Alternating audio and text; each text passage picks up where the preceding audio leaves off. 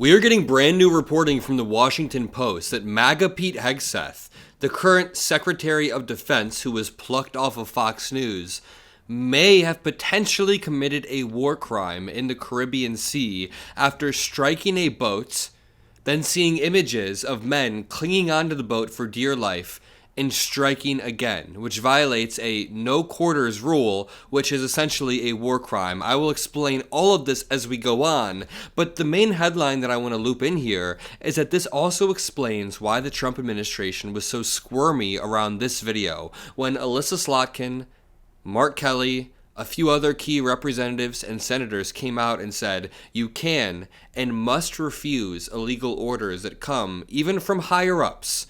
You swear an oath to the Constitution, not to your higher-ups, not to MAGA Pete Hegseth, who was plucked off of Fox News with an alcohol addiction, not to Donald Trump. You do not swear an oath to Donald Trump, but at the end of the day, it is to the Constitution. And in the Constitution, there are correct ways and incorrect ways to carry out strikes or to launch wars. Congress actually has the power to launch a war vested in it, but at the end of the day, there's also international law and war crimes that you can commit under international law. So there are legal orders in multiple regards, and let's just start here.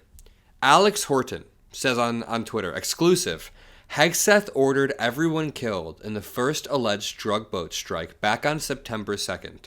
September 2nd initiated a string of drug boat strikes. And listen, I need to clarify.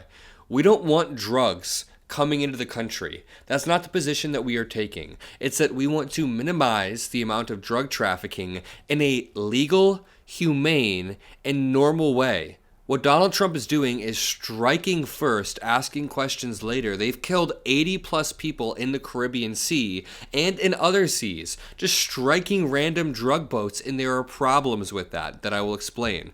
Exclusive, Hegseth ordered everyone killed on the first boat, prompting a second hit to finish off survivors in the water in a mission led by SEAL Team 6. Ordering no quarter could legally perilous. Tommy Vitor, Pod Save America, who worked with Obama, points out, this is why Pete Hegseth is flipping out about a meaningless video telling the troops to only obey legal orders. One more time, this is why Pete Hegseth is flipping out about the video. Drunk Pete and the people coordinating these strikes are in serious legal jeopardy under the no quarter rule.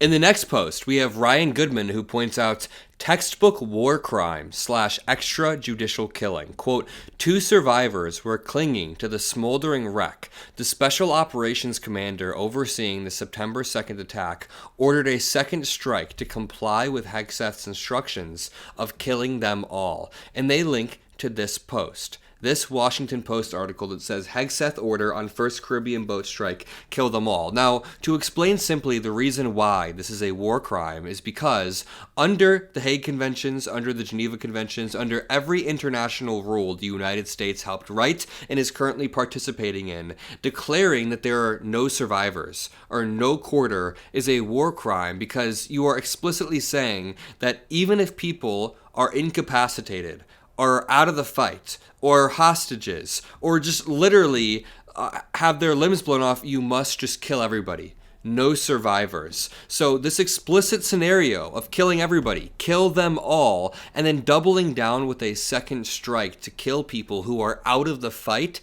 is a war crime. There are rules around killing people who are defenseless. Let's read this Washington Post article, but I want you to keep in mind the entire time that Pete Hegseth has been flailing around about this video that simply says, hey, you can refuse illegal orders. Our laws are clear. You can refuse illegal orders.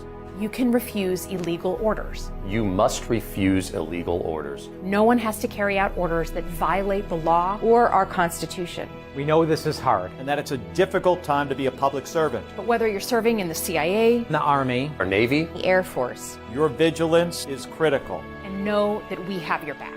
because now, more than ever, the American people need you. We need you to stand up for our laws, our Constitution, And who we are as Americans. This is the video that offended the hell out of Pete Hegseth. This is the video that Pete Hegseth claims is tearing the foundations of our society apart. This is the video that the Department of War, therefore Pete Hegseth, is investigating Captain Mark Kelly over. This is Mark Kelly right here. He is being investigated after they said, official statement, the Department of War has received a serious allegation of misconduct against Captain Mark Kelly in accordance with the Uniform Code of Military Justice and other applicable regulations. They are recalling him to active duty for court-martial proceedings. Just some absolutely insane stuff. One more time, this report says, in accordance with the Uniform Code of Military Justice and other applicable regulations, a thorough review of these allegations has been initiated to determine further actions, which may include recall to active duty for court-martial proceedings or administrative measures. This brings us on to the article where he says, kill them all. One more time, just to make it very, very clear, you cannot, under any condition, declare, threaten,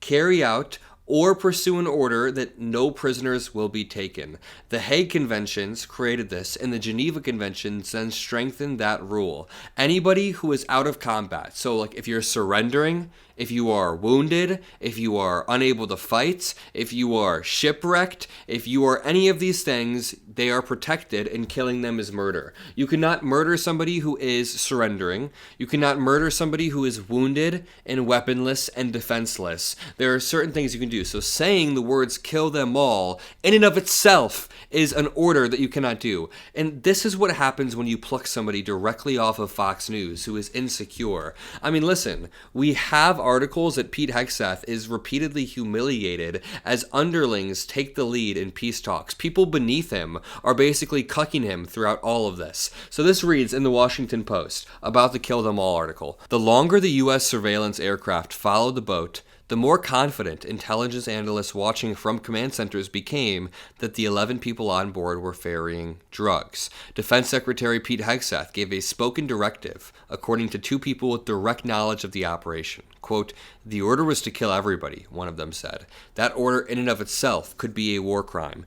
A missile screamed off the Trinidad coast, striking the vessel and igniting a blaze from bow to stern. For minutes, commanders watched the boat burning on a live drone feed. As the smoke cleared, they got a jolt. 2 survivors were clinging to the smoldering wreck. The Special Operations Commander overseeing the September 2nd attack, the opening salvo in the Trump administration's war on suspected drug traffickers in the Western Hemisphere. Suspected drug traffickers, if they make one mistake and strike a ship without drug traffickers, it is over. The United States is essentially a war. They ordered a second strike to then comply with Hegseth's instructions, 2 people familiar with the matter said. The 2 men were blown apart in the water while they were shipwrecked, wounded, surrendering, and otherwise unable to fight. These are all protected classes under the Geneva Conventions. Hegseth's order, which has not previously been reported, adds another dimension to the campaign against suspected drug traffickers. Some current and former U.S. officials and law of war experts have said that the Pentagon's lethal campaign, which has killed more than 80 people to date, is unlawful and may expose those most directly involved to future prosecution.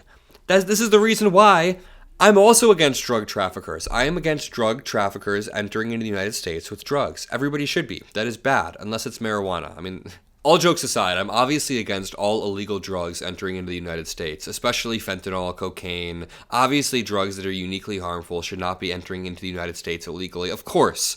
But at the same time, we shouldn't be striking people and leaving our own officials subject to future prosecution. And what they're going to argue in court is that they were just following orders from Pete Hegseth, and this is where we at. Don't follow illegal orders. The alleged traffickers pose no imminent threat of attack against the United States and are not, as the Trump admin has tried to argue, in an armed conflict with the U.S., these officials and experts say. So the Trump admin has recategorized drug traffickers and people like this as armed threats who are in an armed conflict, therefore trying to give themselves the legal justification to strike these ships. They're legally required to strike these ships, according to their own logic.